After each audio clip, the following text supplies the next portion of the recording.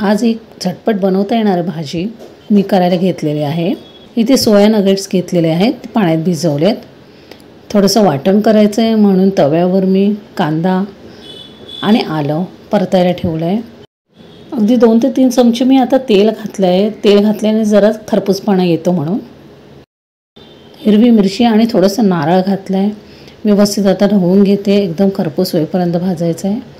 इथे बाजूला मी एक टोमॅटो घेतला आहे आणि त्याची आता पेस्ट करायची आहे। बारीकशी पेस्ट करून घेतली आहे। सोयाबीन आता भिजले आहेत तर त्यामुळे ते पिळून व्यवस्थित घ्यायचे, बाजूला काढून ठेवायचे। एका कढईमध्ये मी तेल तापत ठेवले आहेत, कढीपत्त्याची पाने घातली आहेत आणि थोडीशी धणा जिरा पावडर घातली आहे, हळद घातली आहे, टोमॅटोची पेस्ट घातली आहे, गरम मसाला घातला आहे, लाल तिखट घातलं आहे। व्यवस्थित ढवळून घेते आणि एकजीव झाल्यानंतर त्यामध्ये सोयाबीन टाकले आहेत। त्यावर आता मीठ टाकून मी व्यवस्थित परतून घेतलेले आहेत। असे व्यवस्थित एकदम परतून घ्यायचे आहेत। त्यामध्ये आता पाणी टाकलं आहे कारण आपल्याला आता वाटण टाकायचं आहे। वाटण टाकलं आहे, मगाशी जे वाटण पूर्ण केलेलं ते पूर्ण वाटण मी इथे टाकलेलं आहे। व्यवस्थित ढवळून घ्यायचं आहे, चांगली उकळी यायला द्यायची आहे।